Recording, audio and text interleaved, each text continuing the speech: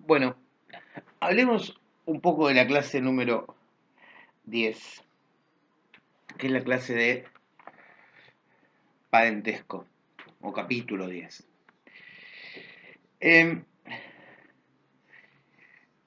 la noción de parentesco es una noción centrada en el Código Civil y Comercial, ya lo era en el Código Civil de Bresarfield, porque va a tener efectos en diferentes partes del código.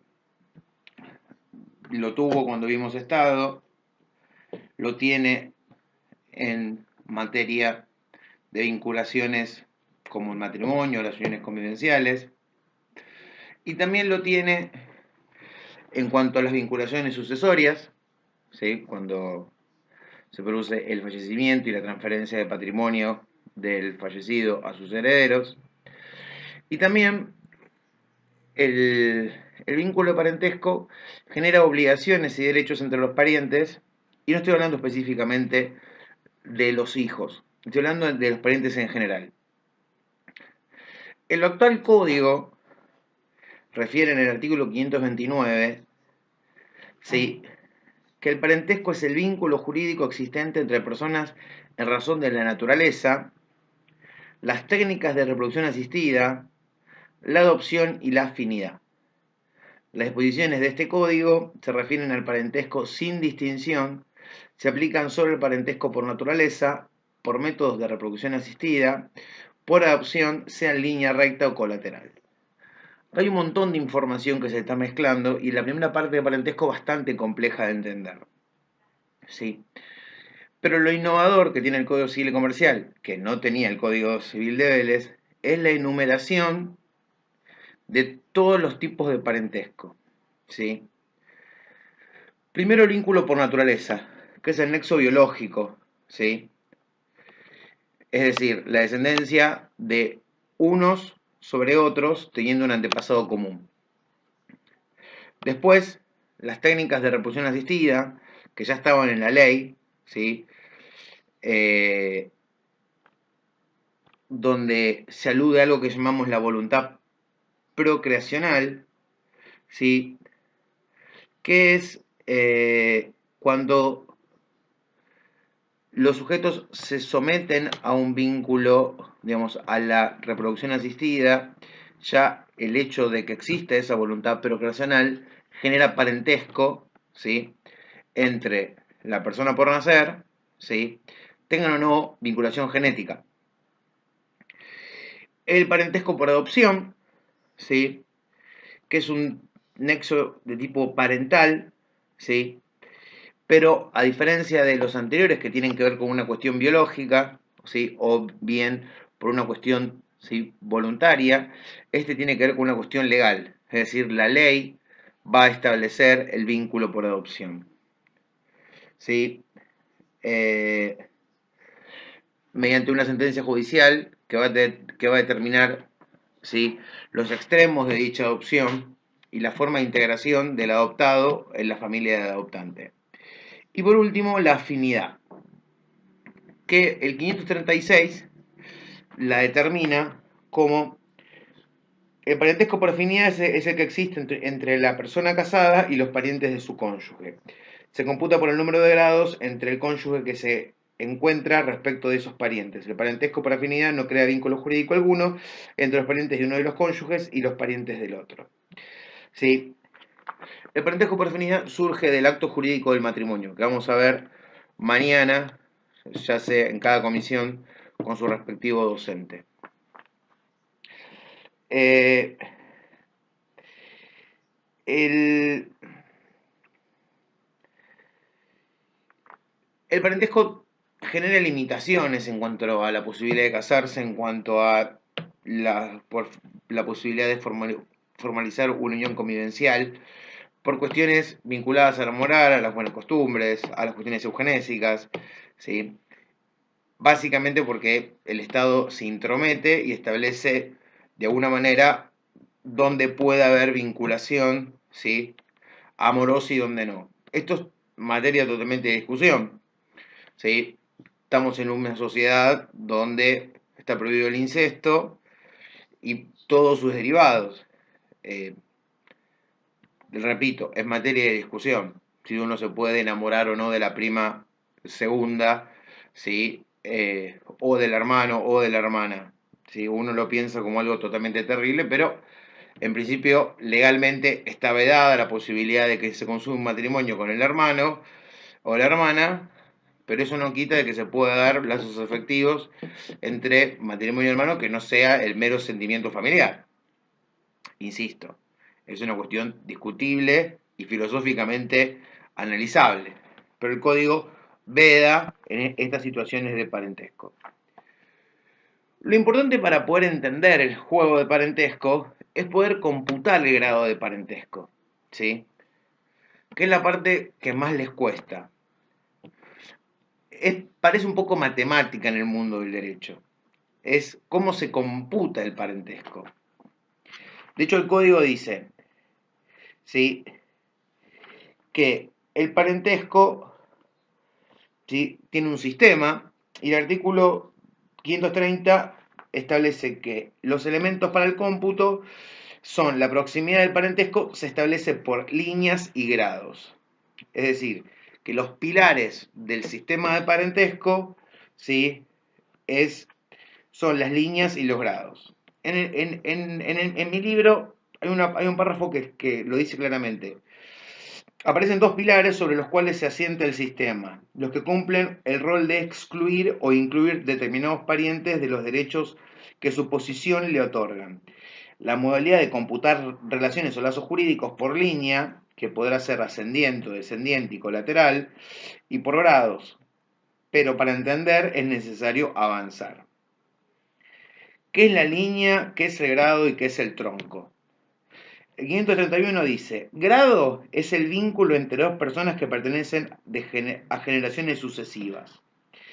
Línea a la serie no interrumpida de grados. Tronco al ascendiente del cual parten dos líneas o dos o más líneas y rama a la línea en relación a su origen. Vamos a tratar de desenmarañar esto. El grado indica el intervalo en generaciones entre dos sujetos a lo largo de una misma línea o líneas distintas vinculadas por un tronco común. ¿Sí? El tronco común es de donde parto. ¿Sí? Supongamos que sea el abuelo. ¿Sí? La línea, ¿sí?, está formada por la serie interrumpida de grados. Es decir, que el abuelo, ¿sí?, es el tronco común. El hijo es el primer grado. Y el nieto, padre del hijo, ¿sí?, perdón, hijo del hijo del abuelo, ¿sí?, es el segundo grado. ¿Sí? Cada grado, cuando hablamos de líneas, ¿sí?, se excluye el tronco común, ¿sí?, y se empiezan a computar a partir del primer grado sucesivo. Es decir, yo tengo el abuelo, el padre y el nieto. El padre es primer grado y el nieto es segundo grado. ¿Sí? La línea está por una serie ininterrumpida de grados. Es decir, podría seguir avanzando. El bisnieto, que es el hijo del nieto, el tataranieto, que es el hijo del bisnieto, y así sucesivamente podría ir ampliando la cantidad de grados. ¿Sí? La rama, ¿sí?, es cuando de un tronco se dividen, ¿sí?, dos tipos de líneas. ¿Sí? Supongamos que el abuelo tenga dos hijos. Ambos son en primer grado. Y a su vez, sucesivamente, cada hijo tiene un hijo. Y cada hijo, o sea, nieto, tiene un hijo. ¿Sí? Cada una de esas líneas, ¿sí?, va a representar un grado diferente.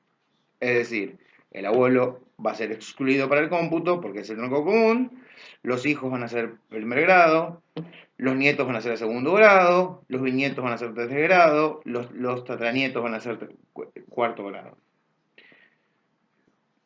No, primero, segundo, tercero, cuarto, sí, bien digo. ¿Sí? Ahora hay diferentes tipos de línea. tenemos la línea de los ascendientes, la línea de los descendientes y la línea de los colaterales, ¿sí? El 531 dice, clases de líneas. Se llama línea recta a la que une a los descendientes y los ascendientes. Y línea colateral a lo que une a los descendientes de un tronco común, ¿sí? Es decir, cuando yo voy de abuelo a bisnieto o de bisnieto a abuelo, yo tengo, ¿sí?, línea descendiente o línea ascendiente. Supongamos que yo computo, ¿sí?, desde abuelo hasta nieto, yo tengo padre primer grado, nieto segundo grado, de la línea descendiente. Si computo desde nieto para arriba, padre primer grado, abuelo segundo grado, ¿sí? Es de la línea ascendiente. Ahora, la línea colateral es a la que unen a los descendientes en un tronco común. Los hermanos son colaterales en primer grado. ¿Por qué?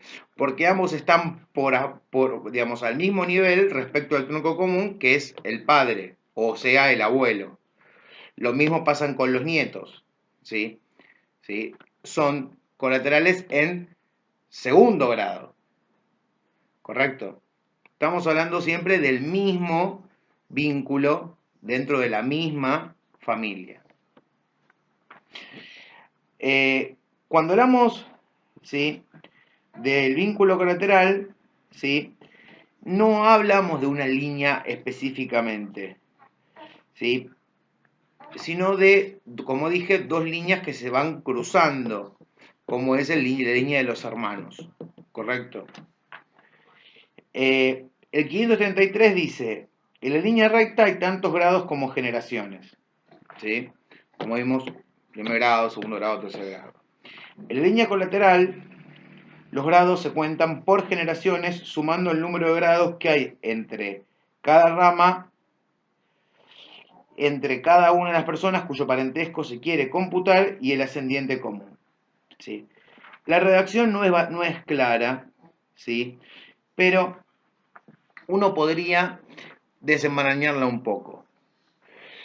La intención es tratar de partir de un familiar y llegar al familiar que estamos analizando, ¿sí?, pero siempre yo tengo que buscar el ascendiente común, ¿sí?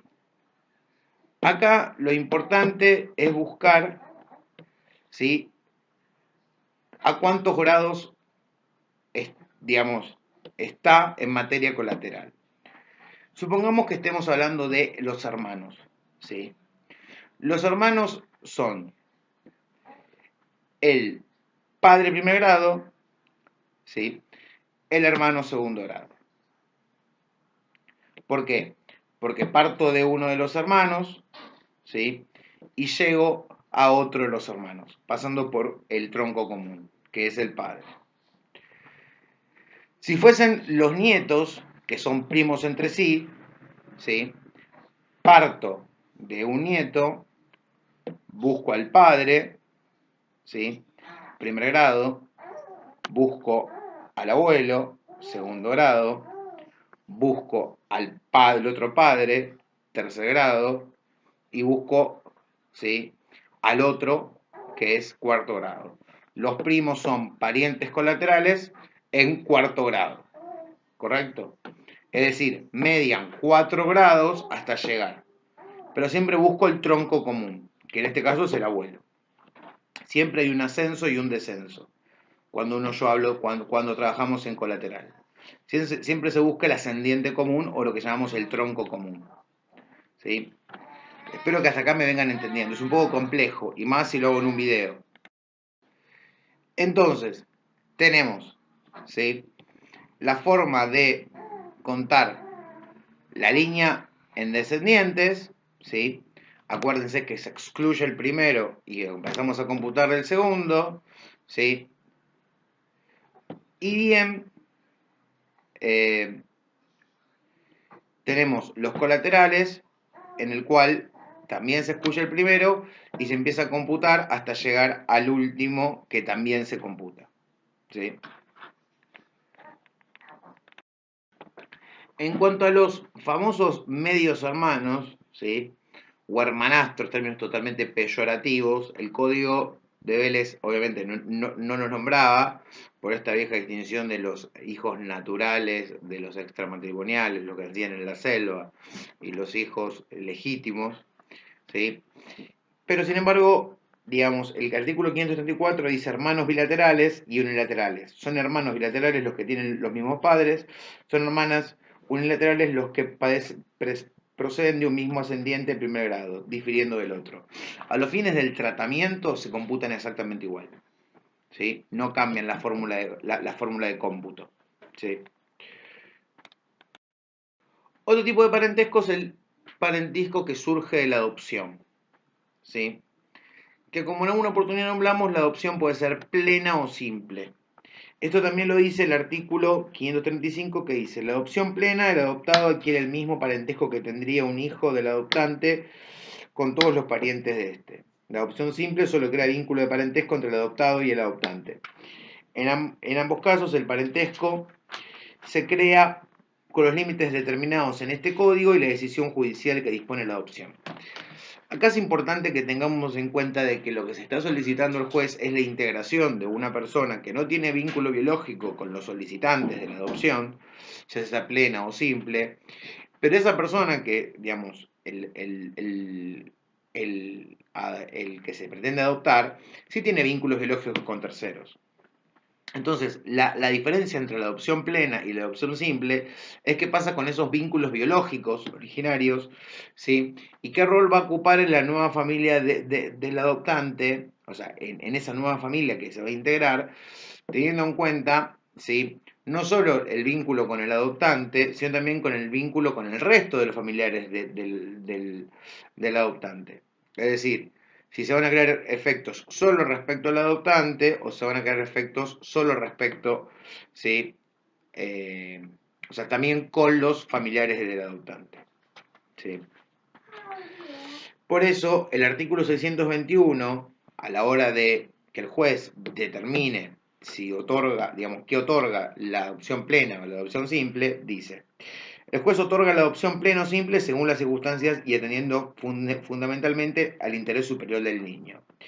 Cuando sea más conveniente para el niño, niña o adolescente, a pedido de parte o por motivos fundados, el juez puede mantener subsistente el vínculo jurídico con uno o varios parientes de la familia de origen en la adopción plena. Y crear vínculo jurídico con uno o varios parientes de la familia de adoptante en la adopción simple. En este caso no se modifica el régimen legal de la sucesión, ni la responsabilidad parental, ni los impedimentos matrimoniales regulados en este código para cada tipo de adopción. El código ha flexibilizado las normas. Antes, cuando la adopción era plena, se borraban los vínculos de orígenes, ¿sí? Se integraba la familia del adoptante y chao vínculo de origen. ¿Sí? Pasaba a ser un hijo más, se le borraban los vínculos de origen y fin de la cuestión. Cuando era simple, se subsistían los vínculos de origen, ¿sí? Pero creaba un vínculo filial con la familia, o sea, con el adoptado, perdón, con el adoptante únicamente. Ahora hay una posibilidad de flexibilizar las normas. En la opción plena, ¿sí? El juez puede decir, bueno, ok, otorgo la opción plena. El menor pasa a ser parte de la familia del adoptante y de todos los familiares de la familia del adoptante, pero mantengo algún vínculo biológico en función de su interés. Por ejemplo, un abuelo, que lo tenía a cargo, pero que no se puede hacer más cargo, pero que él tenía contacto. Y en razón a la edad y a la madurez y al conocimiento de su situación y al vínculo afectivo que existe, mantiene el vínculo biológico. Así como en el caso de la adopción simple, donde solo se crea un vínculo biológico entre el adoptante y el adoptado, lo que se puede hacer el juez es decir, bueno, ok, si bien los vínculos biológicos digamos, siguen vigentes y el único vínculo que se crea es entre el adoptante y el adoptado, puedo ampliar la gama de vínculos con un familiar de la familia del adoptante, ¿sí? Cuando en realidad estaba restringido nada más que el adoptante, por razones fundadas, porque, ¿sí? con la madre del adoptante tiene un buen vínculo, ¿sí? Por ende, el niño, niña o adolescente la asume como abuela y por esa razón, ¿sí? De alguna manera acepta el juez de crear un vínculo, ¿sí?, de abuelazgo entre el adoptante y la madre de la, perdón, entre el adoptado y la madre del adoptante. Y después tenemos algo bastante novedoso, ¿sí? Como les dije, el código es nuevo, todavía no estamos del todo acostumbrados. Calculo que cuando Vélez Sarsfield dictó el código civil, digamos, redactó el código civil y comercial, los efectos en la sociedad llegaron más tarde, no iba a pasar por nosotros, pero en base a estas relaciones eh, nuevas de familia, donde se integran, apareció la figura de la adopción por integración, donde existe un vínculo preexistente entre el conviviente y el cónyuge, ¿sí?, de el padre o la madre, ¿sí?, de uno de los hijos, ¿sí?, por convivencia, y surge el deseo o voluntad de integrar a ese menor, ¿sí?, con un vínculo legal a la vida de el cónyuge o conviviente del padre o la madre de ese menor. Por eso el artículo 630 regula lo que se llama la adopción por integración. ¿Sí? Digamos, y el efecto es efectos entre el adoptado y su progenitor de origen. La adopción de integración siempre mantiene el vínculo filiatorio y todos los efectos entre el adoptado y su progenitor de origen, cónyuge o conviviente del adoptante. ¿Sí?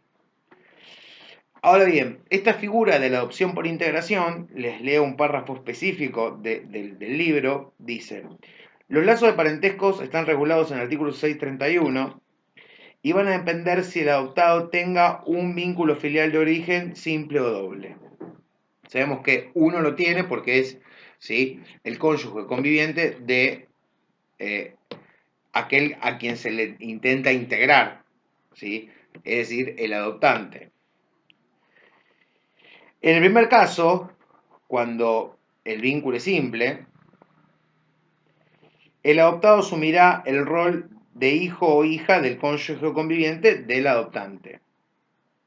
Se incorporará a la familia y este último con los mismos efectos de la adopción plena.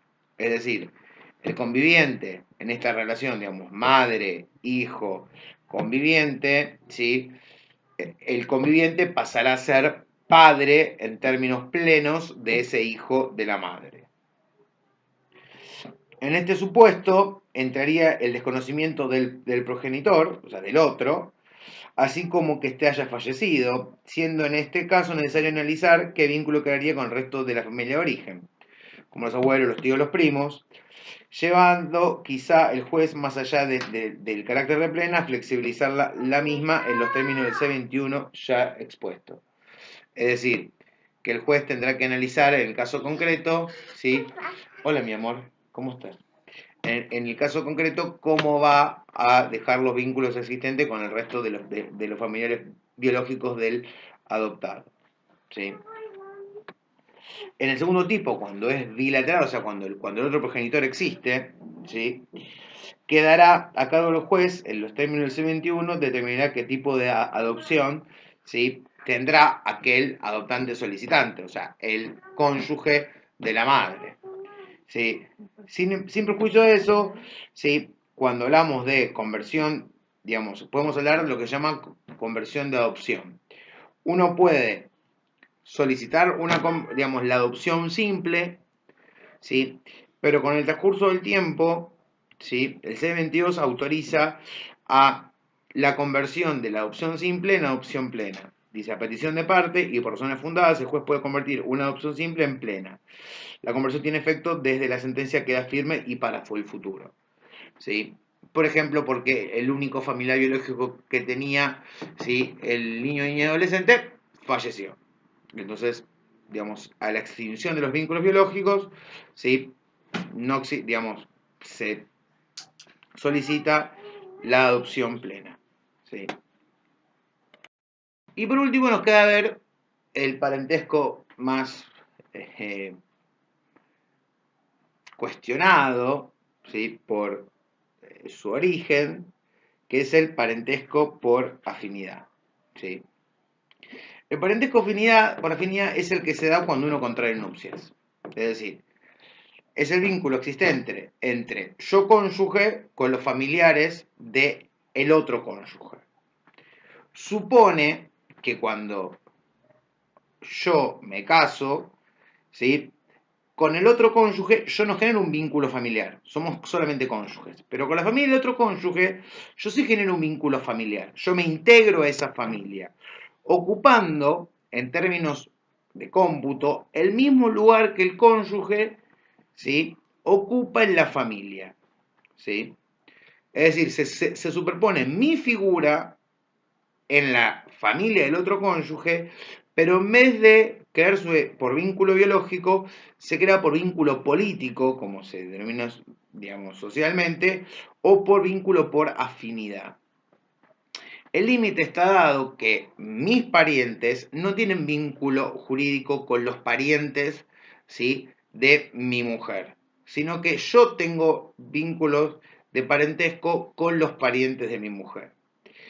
Por ejemplo, cuando hablábamos de los hermanos, habíamos dicho que, ¿sí?, los hermanos eran parientes colaterales, ¿sí?, en segundo grado. Íbamos al tronco común, ¿sí?, papá, hermano, segundo grado. Si yo me ubico en la familia de mi cónyuge, ¿qué es la hermana de mi cónyuge para mí? ¿Sí? Lo mismo que lo es la hermana para mi cónyuge, pero por afinidad. Es decir, yo me ubico en el lugar de ella y así como la hermana de mi cónyuge es pariente colateral en segundo grado, ¿sí?, en mi caso es pariente por afinidad en segundo grado, porque el vínculo que nos une es el de la afinidad. Y obviamente el vínculo colateral, ¿sí?, así como el vínculo por afinidad, el vínculo biológico y el vínculo por técnicas de reproducción asistida, genera obligaciones, ¿sí? Lo importante que hay que tener en cuenta en cuanto a los vínculos, ¿sí?, por afinidad, es que por más que yo me divorcie de mi cónyuge, pero no de los familiares del otro cónyuge. Mi suegra, ¿sí?, que es, ¿sí?, pariente por afinidad, ¿sí?, ascendiente en primer grado, sigue siendo mi suegra más allá de que yo me divorcie. Porque el divorcio solo rompe el vínculo matrimonial, no rompe los vínculos por afinidad generados a partir de la unión matrimonial. Solo la nulidad de matrimonio elimina todos los vínculos parentales, porque también, parentales no, ¿sí?, de parentesco, porque también elimina, o sea, crea la inexistencia del matrimonio y por ende se vuelve inexistente todos los vínculos que de ellos surgen. ¿Cuáles son los derechos y las obligaciones que surgen del parentesco? Bueno, son dos. Los alimentos, que es el que se entrona, ¿sí?, y el derecho a la comunicación. Los alimentos es un derecho de deber, es decir, existe un pariente obligado a darlo, ¿sí?, y de ahí el deber y el derecho de un pariente con derecho a recibirlo. El derecho a la comunicación es un pariente que está, ¿sí?, que tiene derecho a tener contacto con el otro pariente. Cuando hablamos de los alimentos entre parientes, ¿sí?, el artículo 537 enumera: los parientes se dan alimentos en el siguiente orden. Los ascendientes y descendientes, entre ellos están obligados preferentemente los más próximos en grado, ¿sí? Es decir, el criterio va a ser la proximidad. Cuanto más cerca esté de los ascendientes, ¿sí?, de los ascendientes o de los descendientes, ¿sí?, quienes necesitan alimentos, más estaría obligado, ¿sí?, a pasar el alimento. Es decir, del ascendiente, ¿sí?, está el padre, el hijo, ¿sí?, que es el nieto, ¿sí?, el hijo del padre el hijo del abuelo está más obligado que el nieto, ¿sí? ¿Por qué? Porque están más cerca en grado. Los hermanos bilaterales y unilaterales. En cualquiera de los supuestos, los alimentos son debidos por los que están en mejores condiciones para proporcionárselo. Si dos o más de ellos están en condiciones de hacerlo, están obligados por partes iguales, pero el juez puede fijar cuotas diferentes según la cuantía de los bienes y las cargas familiares de cada obligado. Obviamente, ¿sí? No se le puede pedir a quien no tiene que preste alimentos. ¿Sí? El juez va a fijar, en caso de que se judicialice la cuestión, ¿sí? Una cuota alimentaria en función a las particularidades del obligado del pago de alimentos. No puede dejar de vivir para pasarles alimentos a quien reclama alimentos por ser pariente. Ahora, cuando hablamos de alimentos, ¿de qué hablamos?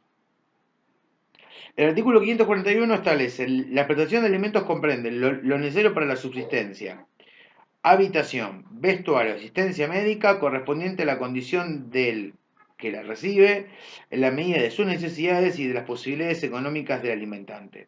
Si alimentado es una persona menor de edad, comprende además lo necesario para la educación. ¿Sí?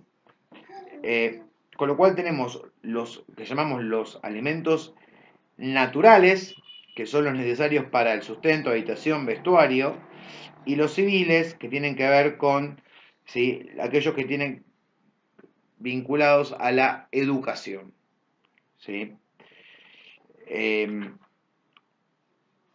La prestación alimentaria, ¿sí?, conforme reza el 542, ¿sí?, se cumple mediante el pago de una renta en dinero, pero el obligado puede solicitar que se le autorice a solventarla de otra manera si justifica motivos suficientes. Los pagos se deben efectuar en forma mensual, anticipada y sucesiva, pero según las circunstancias el juez puede fijar cuotas por periodos más cortos.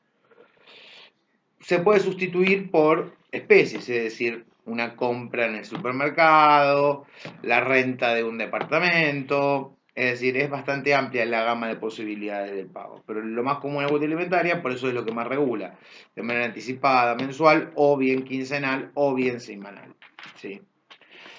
Las características de los alimentos a nivel jurídico, ¿sí?, surgen del artículo 539, que dice: la obligación de prestar alimentos no puede ser compensada, ni el derecho a reclamarlos o percibidos, ¿sí?, ser objeto de transacción, renuncia, cesión, gravamen o embargo alguno.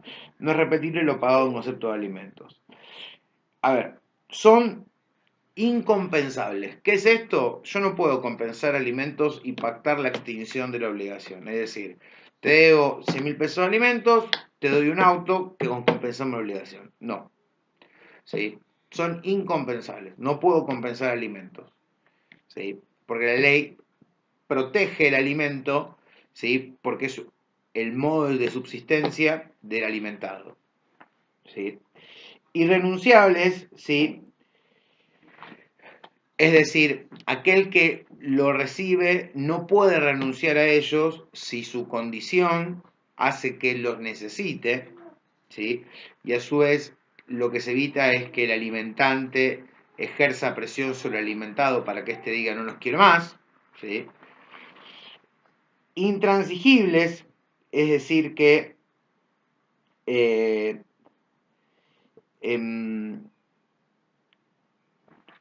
no se puede pactar nuevas obligaciones, es decir, no puede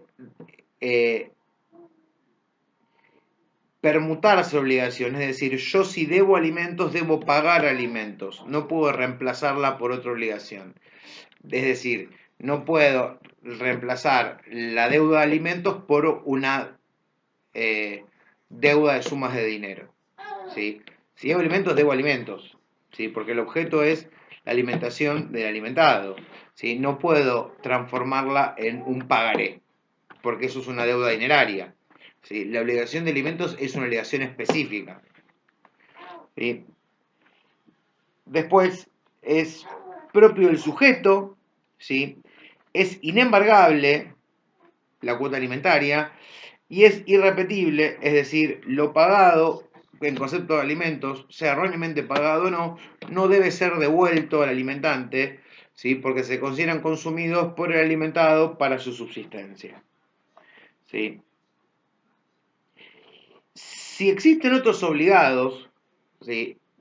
Y se promovió los juicios de alimentos y el demandado fue condenado al pago, ¿sí? Incumbe al demandado la carga de probar que existe otro pariente de grado más próximo o de igual grado en condición de prestarlos a fin de ser desplazado o concurrir con él en la prestación.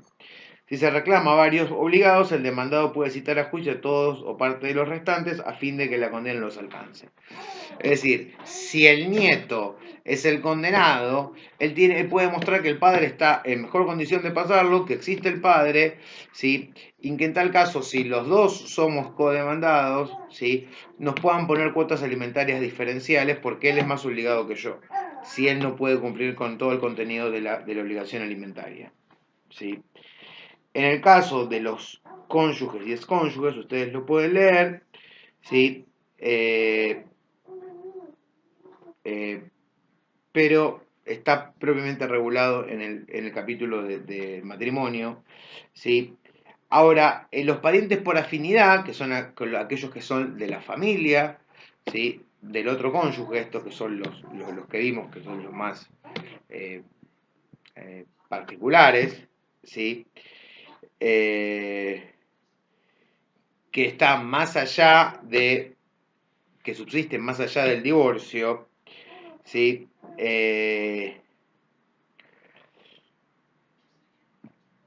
Si los parientes sanguíneos no le dan alimentos a mis parientes por afinidad, yo debo prestar alimentos en mi carácter de pariente por afinidad. Es decir, si a mi suegra, mi mujer, no le pasa alimentos a un divorciado, yo, si no hay quien pueda suministrárselo, yo tengo la obligación de suministrárselo. ¿Sí? Después hay diferentes supuestos donde surge la obligación alimentaria.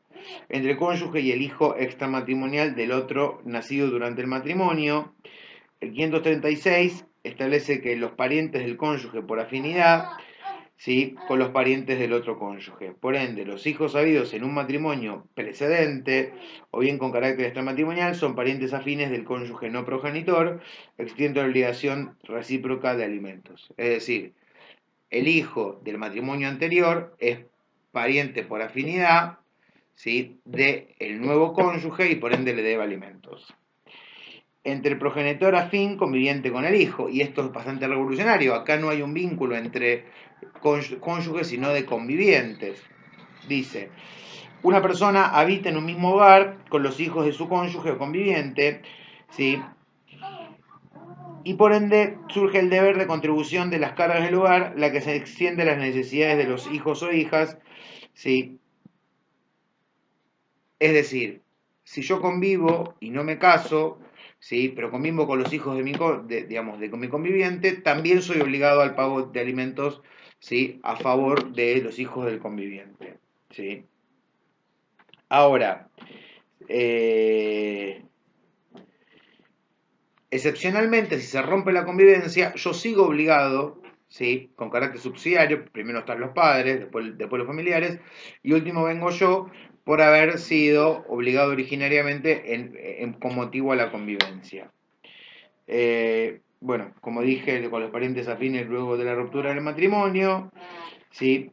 Y bueno, en el texto ustedes pueden ver el proceso de la determinación de los alimentos, ¿sí?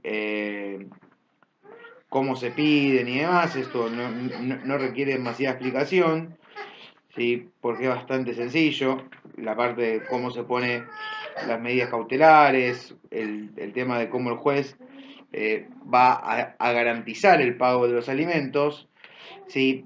Pero la obligación alimentaria termina, ¿sí? Si el alimentado incurre en alguna causal de indignidad, que ya vamos a ver que son las causales de indignidad, las causales de indignidad son aquellas causales que son que me impiden ser heredero de, ¿sí? Un causante, por ejemplo, haber atentado contra la vida del muerto, ¿sí? Por la muerte del obligado o del alimentado, si muere uno de los dos, obviamente que ya no hay más obligación alimentaria, o cuando desaparecen los supuestos de obligación, es decir, cuando el alimentado tiene medios para subsistencia propios, ¿sí? O el alimentante, ¿sí? Ha perdido todo medio para, digamos, todo medio para pasar la cuota alimentaria. Eh, También el cese de la cuota alimentaria es un procedimiento judicial, ¿sí? Ahora, cuando hablamos del derecho a ver de comunicación, ¿sí? El 555, que es el que engloba todas las situaciones, dice: los que tienen a su cargo el cuidado de personas menores de edad con capacidad restringida, enfermas o imposibilitadas deben permitir la comunicación de estos con sus ascendientes, descendientes, hermanos bilaterales o unilaterales, parientes por afinidad en primer grado. ¿Sí? Parientes por afinidad en primer grado son los, son los padres de mi cónyuge. Si se deduce posición fundada en posibles perjuicios de la salud mental o física de los interesados, el juez debe resolver lo que corresponda por el procedimiento más breve que prevé la ley local y establecer en su caso el régimen de comunicación más conveniente de acuerdo a las circunstancias. O sea, ¿cuál es el principio general? ¿Sí? La regla es: quien tiene a su cargo personas menores de edad, personas con capacidad restringida, que ya lo vimos en su momento, personas enfermas o personas, ¿sí? eh, personas imposibilitadas, ¿sí? Deben permitir, ¿sí? Deben permitir a los que enumera el artículo. Vuelvo, ¿sí? Porque hice una pausa y perdí el hilo. ¿Sí? Vayamos a puntualizar el principio general, ¿sí? Que establecía el artículo 555. La regla es la siguiente: quien tenga a cargo las personas menores de edad, las personas con capacidad restringida, las personas enfermas o las personas imposibilitadas deben permitir, ¿sí? A los que paso a enumerar, ¿sí? El contacto o lo que llamamos la comunicación, lo que antes llamamos el régimen de visitas, a los ascendientes de parientes cosanguíneos, en línea recta sin limitación de grado. Los descendientes de parientes cosanguíneos en línea recta sin limitación de grado. Los hermanos unilaterales y bilaterales, los parientes por afinidad en primer grado. ¿Sí? Quien tiene a su cargo no solo tiene la obligación de permitir, ¿sí? el cuidado, sino también instar a esa comunicación. Es decir, no solo cuida y tiene que permitir la comunicación, sino debe instar a esa comunicación en función del interés de la persona en cuyo beneficio está el derecho a la comunicación. ¿Sí? Pero solo se puede apartar de este principio si existe una razón fundada que haga que la comunicación con uno de los enumerados, ¿sí? Se vuelva, ¿sí? No beneficiosa para el destinatario de la comunicación. Por eso, ¿sí? Se puede deducir lo que se llama la oposición judicial, que aquel que tenga cargo de una de esas personas se oponga judicialmente, ¿sí? Al contacto entre uno de los enumerados y el beneficiario de la comunicación. Por eso el libro dice: al tratarse de apartar de un principio general, el desacuerdo entre el contacto y el no contacto se deberá fundar en motivos concretos y certeros respecto al daño que el trato próximo entre el pariente pretende mantener genere para la persona que se encuentra bajo el cuidado de quien esgrimó la oposición, no siendo procedentes los enunciados genéricos o la apelación a supuestos potenciales y no reales. Es decir, solo se puede apartar del principio si quien se oponga demuestre que existe algún tipo de no beneficio o daño, ¿sí? Hacia la persona que tiene a su cuidado, quien ostenta el derecho a la comunicación, ¿sí? Y, digamos, producido por aquel que quiere tener contacto de los enumerados en el 555. Ahora, ¿qué pasa con el resto de los supuestos? Porque obviamente las relaciones humanas no son nada más entre parientes, ¿sí? Obviamente el código va a privilegiar el derecho a la comunicación de los parientes, ¿sí? No estamos hablando nada más que del menor, eso va por parte, eso va en responsabilidad parental. Digamos, acá estamos hablando de abuelos, tíos, ¿sí? Suegra, suegro, hermanos unilaterales y bilaterales, y toda la gama de familiares en función de la línea ascendiente-descendiente, los colaterales y los hermanos. Pero existen otros, ¿sí?, que pueden llegar a tener interés legítimo, como por ejemplo, o sea, un interés afectivo, social, ¿sí?, como por ejemplo los amigos, ¿sí?, los novios, las novias, ¿sí?, o algún otro tipo de relación afectiva que se pudo haber generado entre el imposibilitado, ¿sí?, el niño, digamos, el incapaz a nivel restringido, y que de alguna manera quieran tener contacto. Bueno, el artículo 556 dispone otros beneficiarios. Las disposiciones del artículo 555 se aplican en favor de quienes justifiquen un interés legítimo, afectivo legítimo. Es decir, que estos sujetos o sujetas o sujetes, como ahora está de moda decir y ustedes me plantean, ¿sí? Eh, eh, Ojo con el término de moda, es un lenguaje inclusivo. De alguna manera tienen que demostrar un interés afectivo legítimo. Y acá es donde el código viene el objeto del libro, el famoso será justicia. ¿Qué hubiese pasado si Julieta y Romeo, ¿sí?, hubiesen estado en esta situación, donde Julieta hubiese estado imposibilitada, ¿sí?, y Romeo hubiese planteado la acción para poder verla, fundando el interés afectivo? ¿Acaso la familia de Julieta no hubiese planteado la opción por oposición, ¿sí?, fundando justos motivos? El código también acá deja un margen no inocente de decir, bueno, acá sí y acá no. ¿Qué pasaría si la madre de un imposibilitado por una enfermedad, si impide por una cuestión de homofobia que su hijo vea a su pareja? Si el novio plantea el derecho a la comunicación y la madre o el padre, ¿sí?, del beneficiario del derecho a la comunicación se opone en base a razones. Bueno, acá es donde las relaciones humanas entran a generar conflictos y el código no resuelve, sino que dice, bueno, los parientes sí, pero los demás, y bueno, quedará el arbitrio judicial, y si se oponen, bueno, veremos cómo lo resolvemos. Pero si es pariente, vemos, tendrán más derecho. Y si no es pariente, pero lo quiere y demás, lo amo y demás, bueno, veremos si en tal caso, pues. O sea, el ejemplo de Romeo y Julieta es muy claro, claramente los Montescos y los Capuletos no se querían, ¿sí?, pero ellos dos se amaban. ¿Qué hubiese pasado si el Código Civil regía en ese momento? ¿Sí? Romeo tenía derecho porque amaba a Julieta y entre el juez lo podía demostrar, pero tranquilamente la madre de Julieta podría decir, no, le hace mal, ¿sí?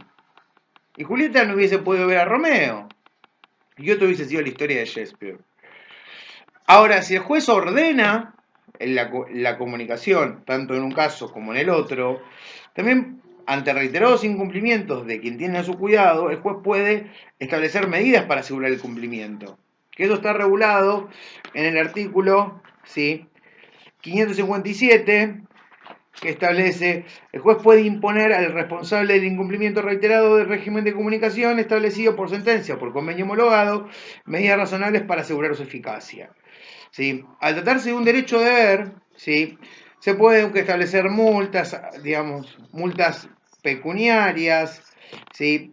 Pero, de nuevo, el juez parece ser un sujeto que tiene, digamos, que vislumbra la vida social y que él va a ser el que determina que sí o que no, ¿sí? Y cuándo va a apretar más la vara y asegurar más el cumplimiento y cuándo no la va a apretar, ¿sí? O en base a qué vínculo va a estar más interesado o en qué vínculo va a estar menos interesado. O si realmente el vínculo afectivo que demuestran los otros beneficiarios realmente es lo suficientemente fuerte como para poder admitir la comunicación y establecer un régimen comunicacional. A ver, el juez es una persona, ¿sí? ¿Es justicia aplicar esta normativa? No lo sé. cuando reclamamos, queremos verlo, es justo, no es justo. Yo creo que el código se queda corto. ¿Sí? ¿Por qué? Porque darle un privilegio a los parientes no está mal. ¿Sí? Pero tendría que darle el mismo privilegio a cualquier otro interesado, quizá. Porque no sabemos la telaraña de vínculos afectivos que puede tener el beneficiario del régimen de comunicación y estar enfermo, o tener capacidad restringida, o ser declarado. Pues en realidad el sujeto es declarado con capacidad restringida, pero sigue teniendo otros actos que, digamos, a los cuales no se le restringió la capacidad. Y que un pariente diga, o sea, aquel que lo tiene en cuidado, no, me opongo. O sea, ¿por qué? Si le hace mal y lo demuestro, ahí podría ser procedente, pero si en realidad es, ¿sí?, una artimaña para evitar el contacto, por razones que están más allá, por odio, como los Montesco y los Capuleto, ¿sí? Es como un poco amplio el tema. Y no sé si es tan justo lo que plantea el código, ¿sí? Ustedes saben que el libro cuestiona todo, ¿sí? No hay relaciones afectivas tamizadas, ¿sí? Amigos, novios, ¿sí? Que también podría darse el ejemplo de los novios, ¿sí? Relaciones que están al borde, que no son un noviazgo, pero que tampoco son, ¿sí?, una relación en términos legales, ¿sí? Y que se le va a prohibir porque lo tiene a su cuidado, digamos. Bueno, esto es el capítulo 9. Creo que el régimen de comunicación deja varias dudas. Creo que el régimen de alimentación con los parientes afines también, ¿sí?, deja dudas, ¿sí? Porque yo tengo que seguir vinculado con obligaciones alimentarias de aquellos parientes cuando me divorcié, ¿sí? También este régimen protectorio que el código tiene. Yo me divorcié, buenas tardes, mucho gusto. Mi madre en la ley no existe más, mi suegra no existe más, ¿sí? ¿Por qué yo tengo que asumir subsidiariamente la obligación de alimentar porque no hay otro en la familia de mi ex cónyuge, ¿sí?, para darle de comer? No lo hago con un criterio egoísta, lo hago con un criterio de que el código regula nuestra vida más allá de lo que nosotros queremos. Y con esto no es que planteo una desregulación. Lo que planteo es, como siempre, ¿por qué el código introduce en materia de familia más cuestiones morales que cuestiones legales? Y por sobre todas las cosas, ¿por qué todo termina en la vara del juez? ¿Quién es el juez? Otro ser humano como los que tienen el conflicto, a quienes le confiamos, ¿sí?, porque él sabe, porque él puede analizar en base a lo que las partes alegan, ¿sí?, con medianamente certidumbre, ¿sí?, o presupuesta certidumbre, si corresponde o no corresponde dar lugar a tal o cual derecho. Bueno, los invito a que lean el capítulo 10, ¿sí?, y vean si será justicia la aplicación de la norma. Chicos, nos vemos mañana, ¿sí? Ya tienen las dos clases, ¿sí?, en video. Acuérdense que mañana va matrimonio. Espero que estén al día con los fallos. Les mando un beso grande. Perdón de nuevo por lo del viernes, ¿sí? Chaucito.